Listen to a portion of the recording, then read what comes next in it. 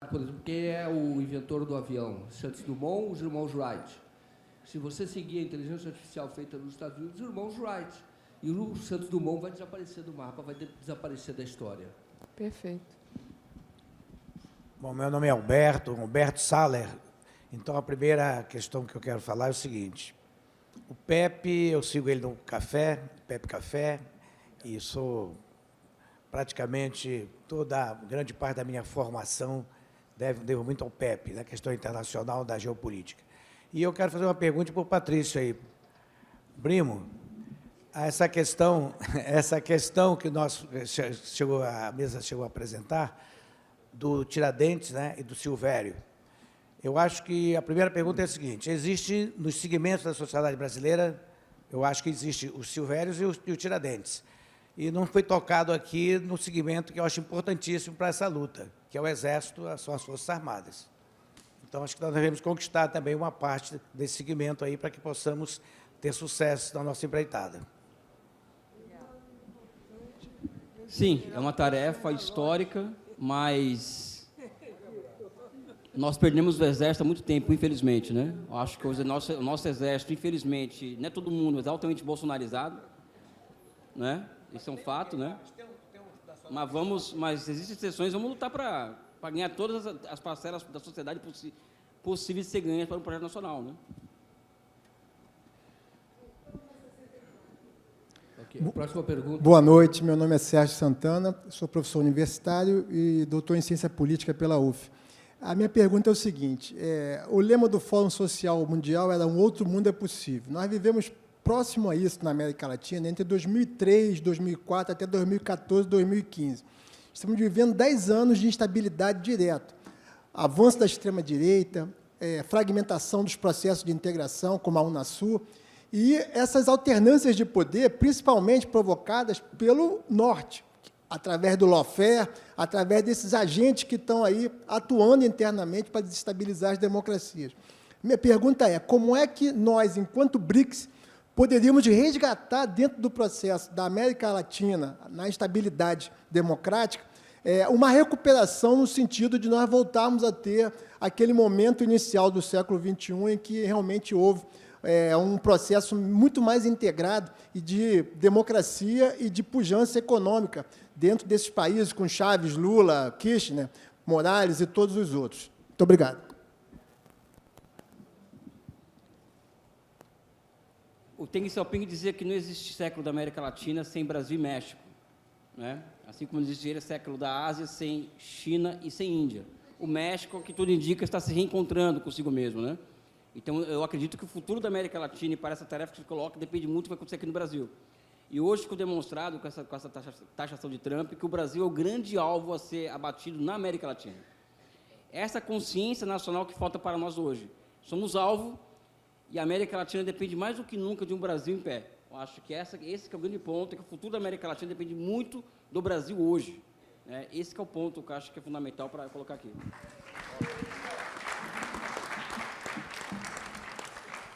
Bom, boa noite a todos.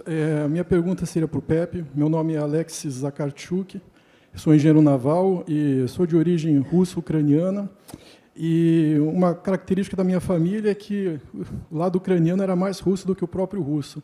Meu avô foi oficial do Exército Branco, lutou no fronte sul da Rússia com o general Wrangel. Os meus tios que ficaram depois na União Soviética lutaram no Exército Vermelho na Grande Guerra Patriótica, morreram todos. E tanto na minha família quanto na própria colônia russa não existia essa separação, eu sou russo, eu sou ucraniano. Então, a minha dúvida é saber exatamente quando que a Ucrânia perdeu essa consciência que ela forma o mesmo povo com a Rússia, e quando ela perdeu essa consciência que o berço da civilização russa é a Ucrânia, né? Essa é a minha dúvida, e muito obrigado. Muito obrigado pela pergunta. Em vários aspectos, isso começou antes do Maidan, em 2014. Por exemplo, já no primeiro governo ucraniano independente pós-União Soviética, era Kravchuk, não? Então, a gente conseguiu descobrir, uns 3 anos atrás, que já havia um incipiente processo de antagonização a longo prazo da Rússia. Mas isso explodiu mesmo antes do Maidan. E com esses oligarcas, pode-se dizer, extremamente tóxicos. Bom, na verdade, são o quê? São 4 ou 5 oligarcas que dominam a Ucrânia inteira há 20, 25 anos, pelo menos. E a associação deles com grupos neonazis como o Pravý Sektor e, pior ainda, o Batalhão Azov. Quando eu fui a Mariupol, foi muito ilustrativo. Eu fui lá para escutar quem morava em Mariupol. E todos eles me falavam, esses caras não são ucranianos. O brainwashing, a lavagem cerebral deles foi tão profunda que a gente não pode nem qualificá-los como ucranianos mais. Ou seja, esse trabalho de sapa, pode-se dizer, de sapear, né? Esse trabalho de sapa do MI6, de agentes infiltrados, de uma diáspora ucraniana no Ocidente que voltou com, digamos, um ímpeto nacionalista, mas um ímpeto nacionalista praticamente neonazi. E isso, a lavagem cerebral foi tão profunda que, por exemplo, os ucranianos do Oeste, que a gente conseguiu conversar, tinha muitos que fugiram do Oeste da Ucrânia e foram para o Donbass. E a gente pode conversar com eles naturalmente em Donetsk ou em Lugansk. E eles falam, bom, a gente não reconhece mais nem a nossa própria família. E foi um processo que veio, no fundo, de décadas, né? Ou seja, essa infiltração, esse quintocolonismo no oeste da Ucrânia funcionou à perfeição, que é, na verdade, a única coisa que, por exemplo, o MI6 sabe fazer. Eles são os melhores do mundo nisso. Em termos de dividir e reinar, em termos de constituir quintas colunas, ninguém os bate, né? Infelizmente.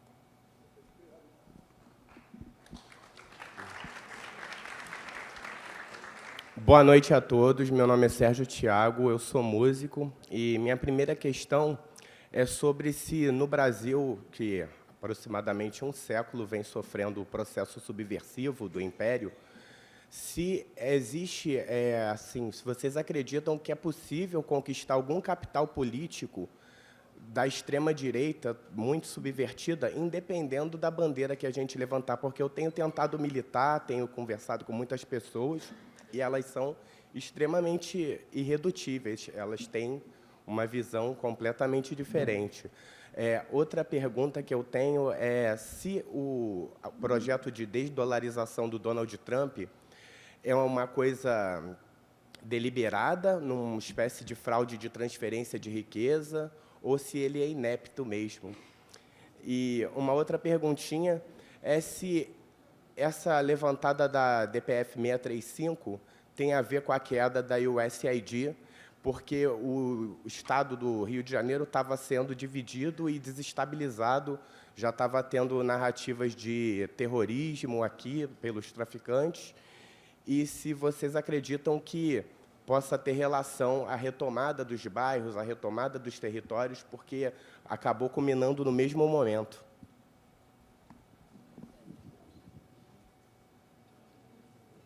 Trump é maluco, né? Eu não sei, porque já perdeu, porque no século XIX a dialética, a grande discussão da filosofia do século XIX, no início do século XIX até 1860 era materialismo versus idealismo. Depois passou a ser entre racionalismo e irracionalismo, né? E isso até hoje, né? Ou seja, o mundo hoje é o racionalismo versus o irracionalismo. E o que toma conta no mundo hoje, que opera o mundo hoje, é uma lógica do não racional, né? Ou seja, do irracional. Então, os Estados Unidos é um pouco isso, né? Um pouco não, muito isso, né? É o irracional, é o Velho Testamento, por olho, dente por dente, enfim. É isso que governa o mundo hoje, né? Perfeito. Olha, só dando mais uma resposta, o governo divulgou uma nota, tá, sobre a carta do Trump. Então, diz que é falsa alguma alegação do Trump a respeito de o Brasil não respeitar a liberdade de expressão. E diz aqui, em essência, diz que o Brasil não aceita ser tutelado por nenhum outro país e diz que qualquer medida de elevação das tarifas de forma unilateral será respondida à luz da lei brasileira de reciprocidade econômica.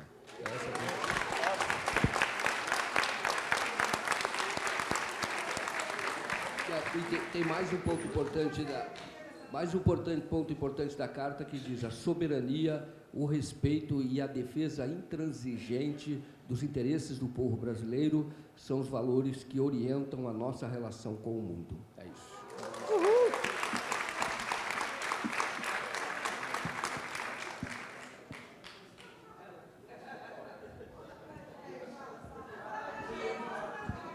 Desculpe, eu estava dizendo para o Elias que acho que é o limite diplomático no momento, mas é uma resposta retórica. Né? Não, a questão é a seguinte.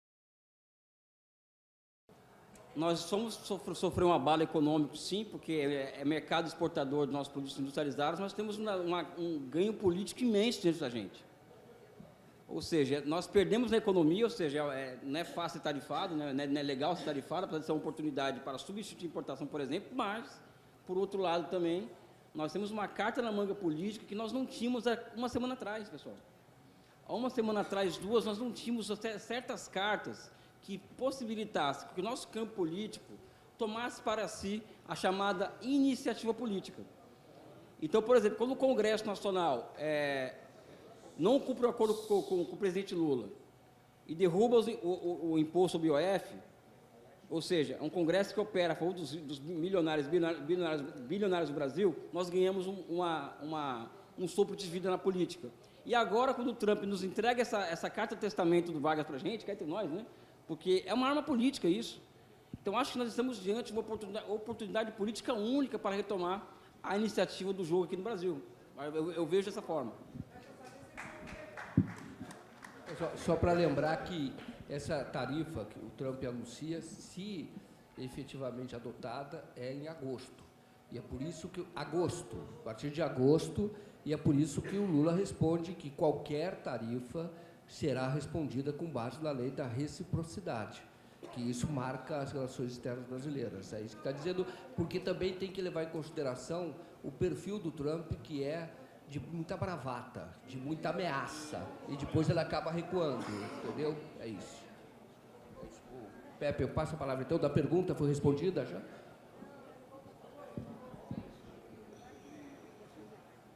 Boa noite, mesa. Obrigado pela presença de vocês aqui, uma grande honra.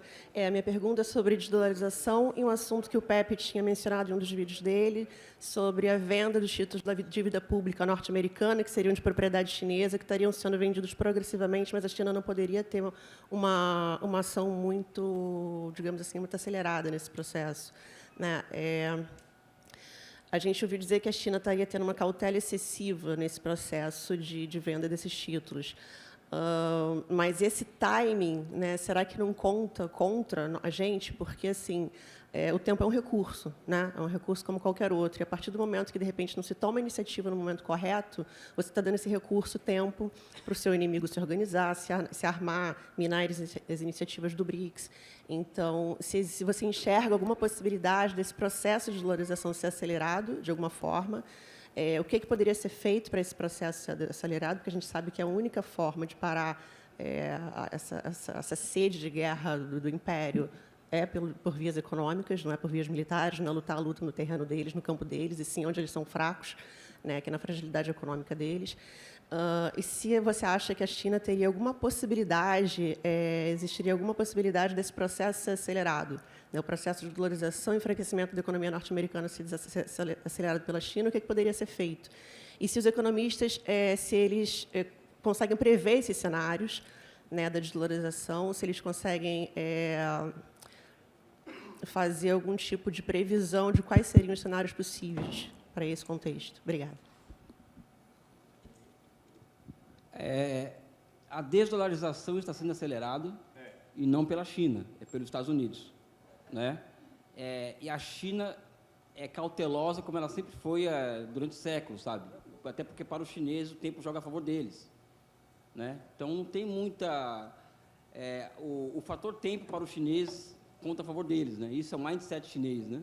Se eu concordo com isso, às vezes sim e às vezes não, tá? Mas é a forma que eles têm de fazer as coisas acontecerem. Por isso que eu falo que nós não temos que depender do time chinês, do time russo, nós temos que depender do nosso time, né? Por isso que eu falo aqui dessa questão do Brasil ter um projeto nacional de desenvolvimento, nós repensarmos o futuro do país, para não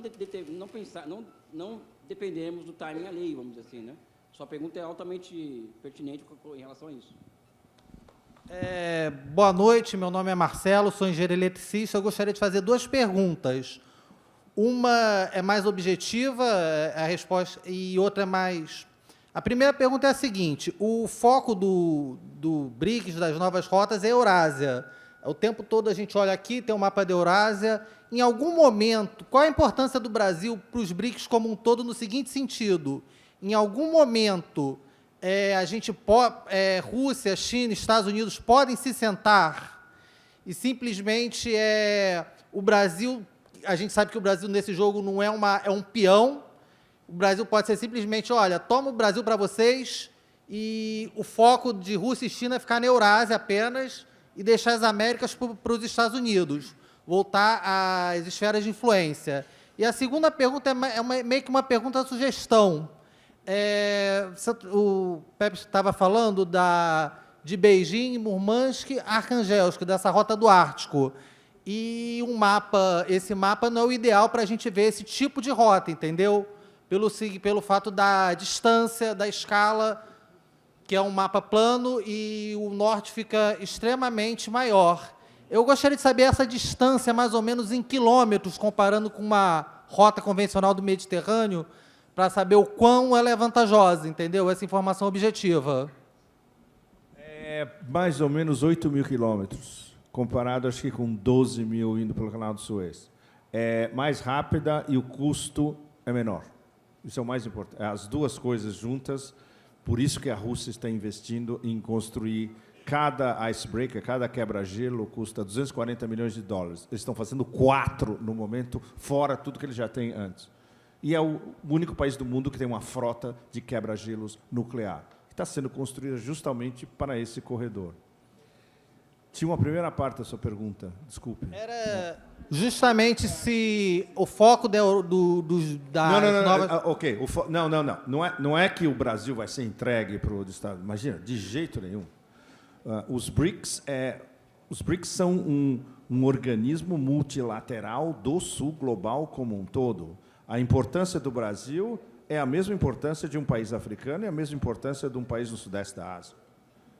O BRICS é equânime. Isso é que é a grande diferença de organizações multilaterais que estão pensando num novo sistema de relações internacionais, respeito mútuo. Isso foi repetido em todas as mesas principais dos BRICS, nesses 2 dias no Rio, e antes, no Business Forum, mesma coisa. Áreas de influência é outra história. Por exemplo, a Rússia e a China sabem perfeitamente que, do ponto de vista do Império, a América Latina inteira vai ser sempre a doutrina Monroe na cabeça das elites americanas. Então, cabe especialmente aos poderes principais, Rússia e China, a ajudar, no caso o Brasil, a conter a avalanche. Que a avalanche já começou, pode-se dizer, hoje, a avalanche barra pesada, e vai ficar muito pior. No caso da África, paulatinamente, e com uma estratégia extremamente inteligente a longo prazo, como o Elias sabe muito bem, os chineses jogam em planos quinquenais sucessivos. E o Ocidente, como você sabe, não consegue planejar a semana que vem. O que eles planejaram para a África? Bom, tem uma área dominada pelos franceses, tem uma área que os americanos querem dominar, mas não sabem como. Tem o leste da África, que é complicado, porque teve muita influência anglo. Tem a África do Sul, que faz parte dos BRICS já. Vamos atacar em todos os frontes ao mesmo tempo. Depois de 20 anos, você faz uma cúpula África, Rússia e Moscou, e vai a África inteira. E acham o máximo. Você faz a mesma cúpula em Pequim, vai a África inteira, e todos acham o máximo. Por quê? Porque é um passo seguinte do processo de descolonização, onde a China ofereceu, olha, vocês querem construir uma hidrelétrica, autoestrada, porto, não sei o quê, construímos o que vocês quiserem. Nós compramos as matérias-primas de vocês e a gente discute o preço. Deu certo com, pelo menos, por alto, 34, 35 países da África. Pelo menos. Tem muitos investimentos chineses diretos de peso. E a Rússia soft power. Por exemplo, o grande desenvolvimento geopolítico da África contemporânea, que é a Aliança de Estados do Sahel. Por enquanto, 3. Breve vão ser 6. Breve vão ser 8. A Rússia tem um papel fundamental. Por exemplo, Ibrahim Traoré, em Burkina Faso, é considerado um aliado estratégico supremo da Rússia. A Rússia está protegendo Ibrahim Traoré pessoalmente em Burkina Faso. Como eles protegem o governo militar em Mali e como eles protegem Níger. E eles sabem que a expansão dessa aliança é a única solução plausível para a África para finalmente acabar com o domínio francês em todo o oeste da África. Então, são projetos a longo prazo. Eles vêm a longo prazo, Rússia e China. E eles vão começar agora a ver o Brasil ameaçado diretamente também a médio, curto e longo prazo. E vão achar mecanismos para ajudar o Brasil a conter o tsunami. Só uma pergunta, pessoal. Eu vou falar qual é o meu problema objetivo, vou confessar publicamente. Os que vêm depois, vocês não foram contemplados com nenhuma pergunta que foi feita aqui, nenhuma resposta? A gente tinha terminado nele e eu falei que os outros poderiam fazer perguntas. Pessoal, eu vou ser muito objetivo, eu vou ser honesto. A minha companheira trabalha e eu tenho que cuidar do meu filho, entendeu? Sabe? É objetivo isso. Sabe? Não é uma... Não, é absolutamente compreensível. Talvez uma última pergunta para o Elírias, pode ser? Alguém tem alguma pergunta para o Elias? Então, deixa ela passar na frente. Na verdade, é uma reflexão. Eu estaria muito preocupada se fosse há 15 dias atrás que nós estivéssemos aqui. Mas esse país descobriu há 15 dias uma palavra que estava esquecida das lutas políticas. Luta de classe. Perfeito? Então, veja bem, eu não vou ser pautada por uma carta. Eu sou Cinda Gonda, professora de literatura, e eu prefiro a carta a um jovem poeta de Rilke. Eu tenho as cartas de Caminha, e não vai ser essa carta ridícula que vai me pautar. Isso é desviar da nossa pauta, isso é desviar do povo saber que a luz está cara. Vamos terminar com o Wilson Batista.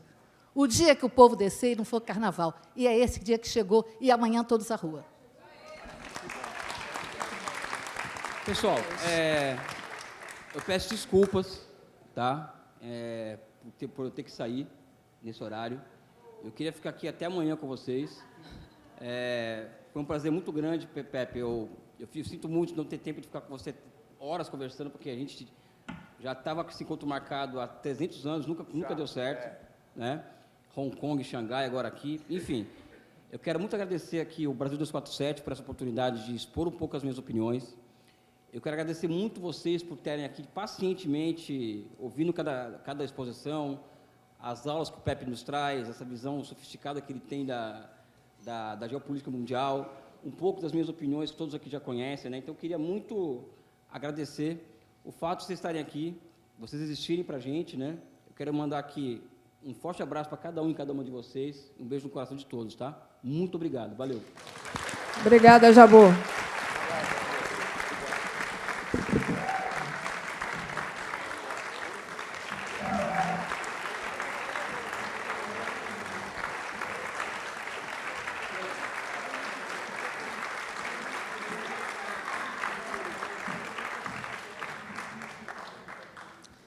Joaquim, então a gente termina aqui, né? O Pepe tem mais um tempo aqui, né, Pepe? Vai pegar mais um pouco. Ok, então acho que dá para terminar essa rodada. São os dá para terminar aqui nele.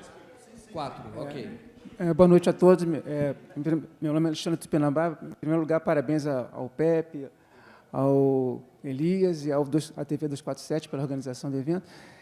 Tentando ser o mais objetivo possível, eu desejo saber do Pepe, né, se ele acha, considerando que o empreendimento imperialista é um monstro, né, e que na Pátria Grande, o país que mais friccionou e que fricciona com o imperialismo é a República Bolivariana da Venezuela, se ele acha, eu sei que ele está afastado, inclusive fisicamente, aqui dos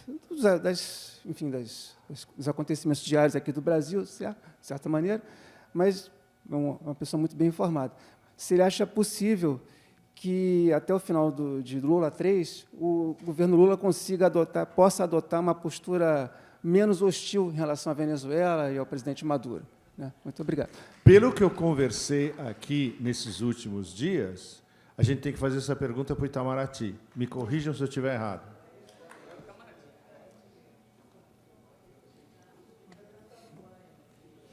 Você.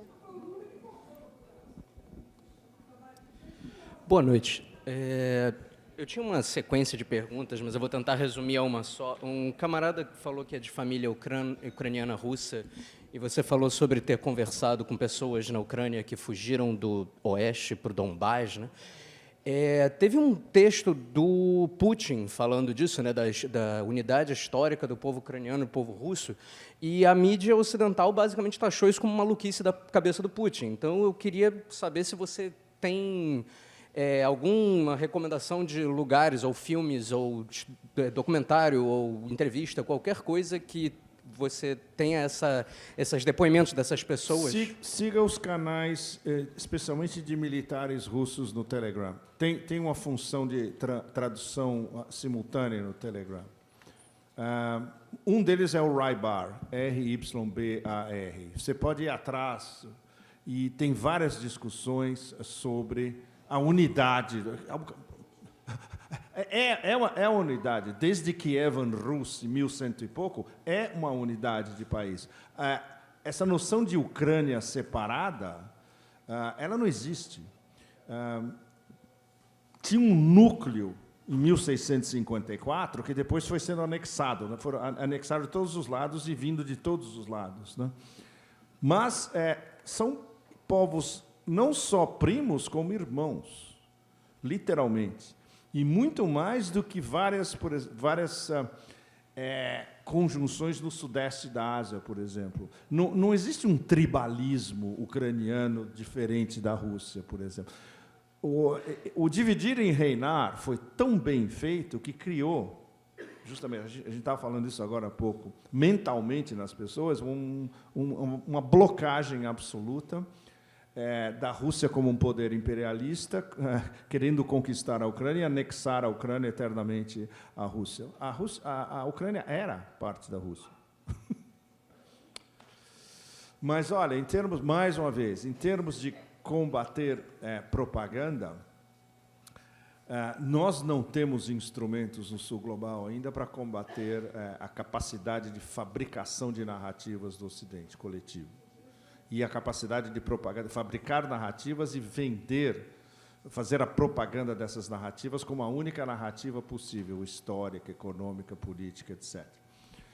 Na verdade, se a gente for bem radical, o Ocidente está fazendo uma campanha de propaganda há 250 anos, né? É isso. A próxima pergunta. Enquanto isso, rapidamente, só falar que o Lula foi questionado sobre a questão da Venezuela no BRICS. E a resposta dele foi: eu prefiro ser essa metamorfose ambulante, e até indicando, olha, se a Venezuela quer participar, ela deve pedir e analisa. É uma mudança de posição do Lula, só para fazer esse registro. Não quer dizer que ele disse, aceitamos. Ele só disse que ele fez essa resposta: eu prefiro ser essa metamorfose ambulante. Isto é, eu posso mudar. Ou seja, a posição dele é diferente da posição do Itamaraty, na verdade, né?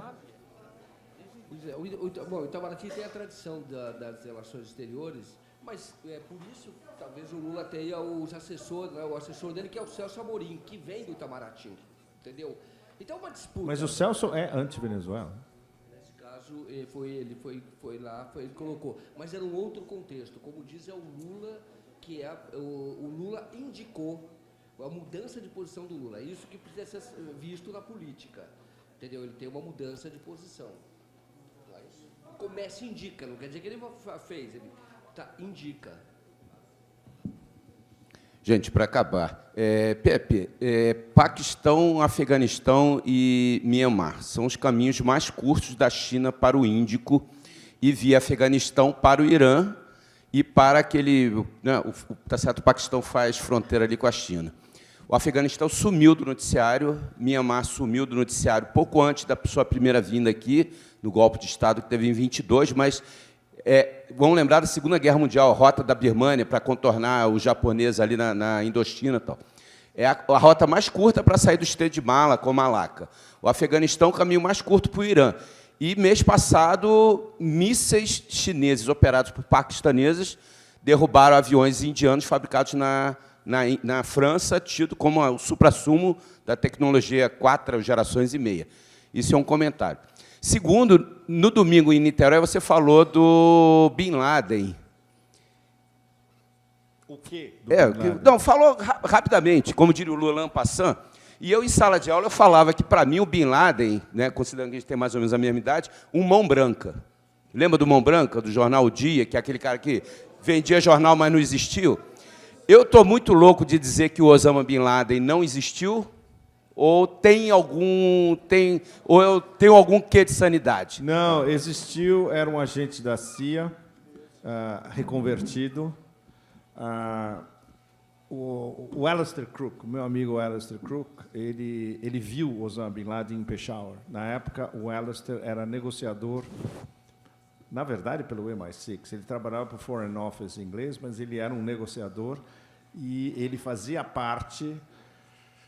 É complicado, vida de diplomata, né? Ele fazia parte do apoio diplomático à jihad dos afegãos. O que você falou do Afeganistão, o Afeganistão não sumiu do noticiário. Eu vou mostrar por quê. Cadê? Aqui. Aqui em cima. Você sabe o que está acontecendo aqui em cima?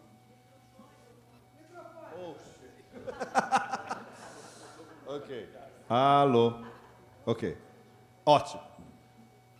Sabe o que está acontecendo aqui? Aqui é a China. Aqui é o Xinjiang. Aqui é a Pamir Highway, que é a estrada montanhosa mais espetacular do planeta. Eu viajei essa estrada pelo Tajiquistão. E aqui é o Afeganistão. Isso aqui é o corredor de Wakhan, que geopoliticamente é uma das regiões mais importantes da Eurásia inteira. Foi uma invenção, na verdade, dos ingleses de fazer deixar esse corredor como parte do Afeganistão. Adivinha o que os chineses estão construindo aqui? Uma estrada de ferro. Por quê? Porque isso vai unir o Xinjiang diretamente ao Afeganistão, e do Afeganistão você tem N possibilidades na Ásia Central e continuando de novo para o Irã, que é aliado estratégico da China. Outra coisa que está acontecendo por aqui todo, uma série de projetos de infraestrutura para revitalizar o Afeganistão, financiados pela... Aqui, o que acabou de acontecer há menos de uma semana. O governo talibã foi reconhecido oficialmente pela... Não, Rússia. Só essas 3 informações mostram para você a importância absolutamente agora crucial do Afeganistão como parte...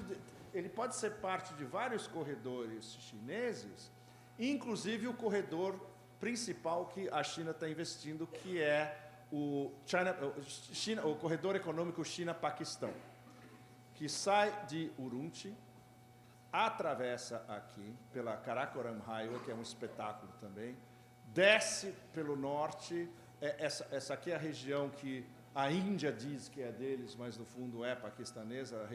A cidade principal é Gilgit, na Karakoram, desce até Islamabad, atravessa o Baluchistão inteiro e vem ao porto de Gwadar, que é aqui, do lado do porto iraniano de Chabahar. Então, esses 2 portos, resumindo, esse é o porto principal para a Rota da Seda indiana e esse é o porto principal para a Rota da Seda chinesa.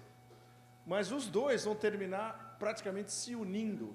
Se a China faz uma coalizão, digamos, de investimento China, Paquistão e Irã, os indianos que começaram a investir aí, depois pararam por problemas internos, burocráticos chineses, eles vão ficar eliminados da própria Rota da Seda deles.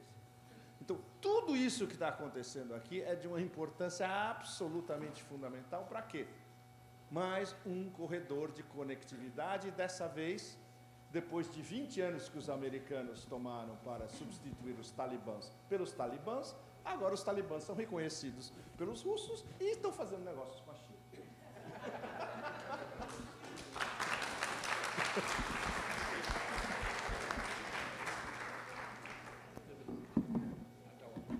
Bom, agora eu vou passar, então, a palavra para o Pepe fazer, então, o encerramento.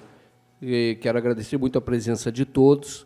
Eu acho que foi brilhante, né? A exposição do Pepe, a exposição do Elias Jabbour.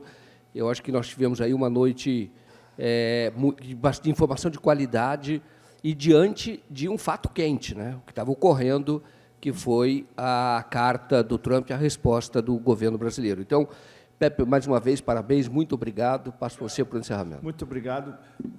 Bom, para mim, voltar ao Rio de Janeiro é sempre emocional, né? Acho que muitos de vocês sabem. Eu cresci aqui também, né? Eu sou um paulista que estudava em São Paulo, mas a gente tinha um apartamento aqui e eu vinha para cá o tempo todo. Então, eu cresci no Rio de Janeiro. Então, voltar para o Rio de Janeiro, para mim, é sempre voltar para casa. Tem um aspecto emocional muito grande. Desculpe. Como? Com sotaque? Mas era muito engraçado, porque eu era um dos poucos paulistas, né? Então, eu fui adotado por todo mundo. Eu era PP, o paulista. Mas era muito legal, porque eu me senti muito mais em casa aqui do que em São Paulo. São Paulo, vocês sabem, né? Burguesia paulistana é uma das coisas mais tóxicas do planeta. E eu tinha que conviver com esses vagabundos todo dia. Aí eu vinha para cá, o pessoal era mais cool do planeta. É a diferença. Bom, uau! Eu tenho que processar ainda essa ligação emocional com o fato de estar de volta no Rio, especialmente, num momento histórico tão incandescente. E hoje, com esse elemento extra, eu acho que esse elemento extra de hoje vai me reaproximar ainda mais do Brasil. Porque agora é pessoal. Agora é pessoal. É legal esse cara não comprar uma briga com todos nós aqui. Porque o brasileiro sabe brigar muito bem. E nós vamos responder à altura. Falta, eu acho, um arcabouço institucional, diplomático e comercial para responder à altura. E apoio dos BRICS. Esse ataque ao Brasil é um ataque aos BRICS como um todo. E não é por acaso que aconteceu exatamente no final da cúpula dos BRICS, que, com todos os problemas, mais uma vez, foi um enorme sucesso. Porque, não sei se vocês tiveram a oportunidade de ler um pouco da declaração final. Tem 137 ou 138 pontos. Eu não consegui ler inteiro, mas tudo que eu consegui ler, a impressão que você tem de cara é que é tudo muito bem coordenado, muito bem explicado, todos os pontos detalhados, moderada, é uma declaração diplomaticamente correta, mas incisiva ao mesmo tempo, dizendo, olha, isso aqui, o que a gente faz é isso aqui. Take it or leave it. Né? Mas é isso, o nosso grupo é isso aqui. E todos nós temos, o nosso consenso é esse. A gente está implicado em construir um outro sistema de relações internacionais, geopolítico e geoeconômico. Isso está mais do que claro na declaração. Aí tem os detalhes, evidentemente. Então, está aqui, nesse momento histórico, e agora, com uma briga que para todos nós é pessoal, bom, tem que voltar para casa, não dormir e pensar na resposta, né? Muito obrigado.